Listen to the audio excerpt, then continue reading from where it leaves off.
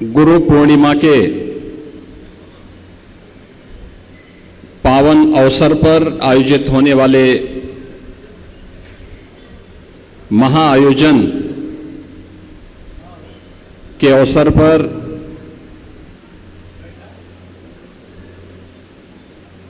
शिवावतार भगवान गोरक्षनाथ की इस पावन साधना स्थली पर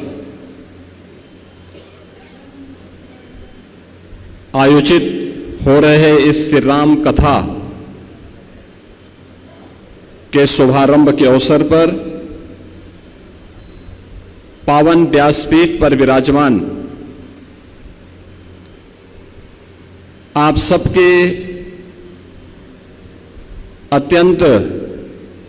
लोकप्रिय और प्रभु की गाथा को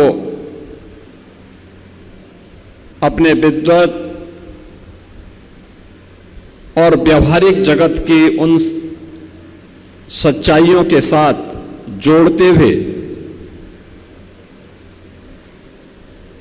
उस पावन कथा के अत्यंत लोकप्रिय कथाव्यास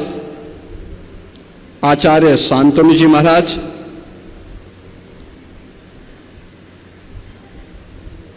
आज के शुभारंभ कार्यक्रम में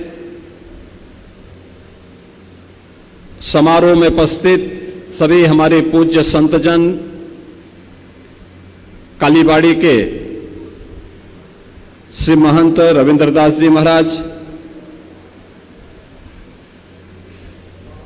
गोरक्षपीठ के मुख्य पुजारी योगी कमलनाथ जी महाराज,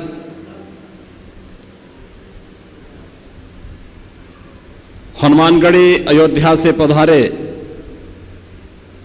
श्री महंत राजूदास जी महाराज,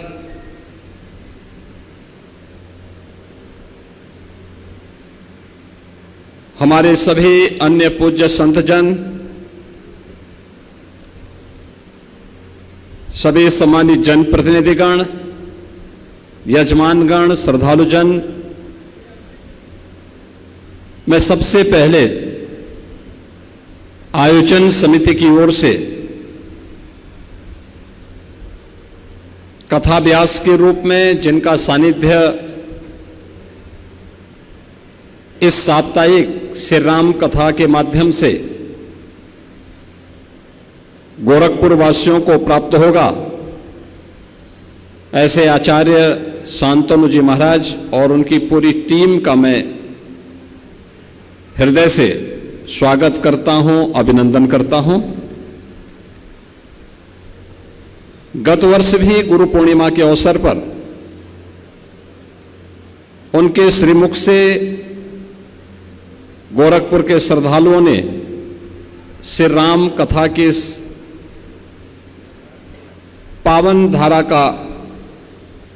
श्रवण इसी पीठ पर किया था और जो भी श्रद्धालु उस दौरान उस कथा के आयोजन में भागीदार होने का सौभाग्य प्राप्त हुआ था, उन सभी ने कार्यक्रम के अवसर पर उन विभिन्न प्रसंगों को ध्यान में रख करके कथा के बारे में अत्यंत रोचक तथ्यों के आधार पर कथा के विभिन्न प्रसंगों प्रस्तुत करने के लिए आचार्य शांतनु जी महाराज की अत्यंत प्रशंसा की थी। और यह गोरखपुर वासियों का सौभाग्य है कि जब इस वर्ष के लिए भी मैंने अनुरोध किया तो उन्होंने सहर्ष अपनी सहमति दी और आज से लेकर के 29 जुलाई तक यानी गुरु पूर्णिमा के आयोजन के अवसर तक उनका सानिध्य गोरखपुर और इस पूरे आसपास के क्षेत्र से जो भी श्रद्धालु इस पावन कथा में सहभागी बनेंगे, उन सभी को उनके श्रीमुख से इस पावन कथा के श्रवण करने का आनंद प्राप्त होगा। सज्जनों, आप सब जानते हैं भारत के सनातन धर्म की परंपरा में मर्यादा पुरुषोत्तम प्रभु श्री राम एक ऐसा नाम है जो नाम हर भारतीय के मन में, उनके अंतःकरण में पूरी श्रद्धा और पूरी भक्ति के साथ लोग अपने अंतःकरण के साथ जुड़े हुए हैं। उनके श्वास श्वास में श्री राम बसते हैं, हंसते गाते सोते जागते उठते बैठते, सुख में दुख में। एक ऐसा नाम है जो जीवन में बाल हो, वृद्ध हो, जवान हो, अधेड़ हो, गृहस्थ हो, विरक्त हो, किसी भी उम्र का व्यक्ति क्यों न हो, वो अपने नजदीक कोई नाम को पाता है। हर एक अवसर पर उस नाम को अपने इर्द गिर्द पाता है, तो वह नाम राम का होता है। हम देश के अंदर कहीं भी जाते हैं, जो लोग हिंदी भाषी हैं वे भी, जो हिंदी भाषी नहीं वे भी, जब भी उनको पता लगता है, हमारे बारे में पता लगता है, उत्तर प्रदेश के बारे में पता लगता है, अयोध्या के बारे में पता लगता है, उनके मुंह से अभिवादन का एक ही शब्द निकलता है, जय श्री राम का। हम लोग उन क्षेत्रों में जाते हैं, मैं देखता हूं हमारे पश्चिमी उत्तर प्रदेश में, हरियाणा में, राजस्थान के कुछ क्षेत्रों में, पंजाब के कुछ क्षेत्रों में, जहां पर भले ही मतभेद हो, लेकिन जब उस सब के बावजूद कितना भी गुस्सा किसी के मन में क्यों ना हो, लेकिन जब सामने पड़ता है तो उसके मुंह से एक ही शब्द निकलता है, राम राम जी। यानी राम राम का यह संबोधन हमारे संस्कार का संबोधन बना, हमारे संबोधन का संबोधन बना। और इस नाम ने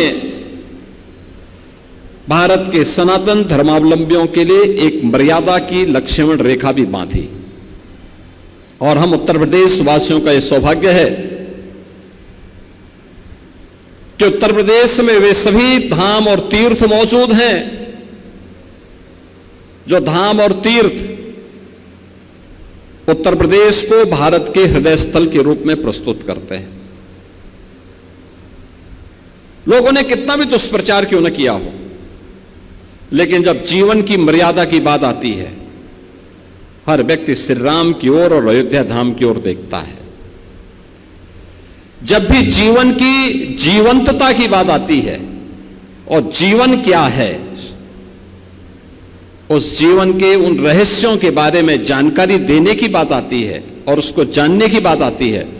तो लोग अविनाशी काशी की ओर देखते हैं।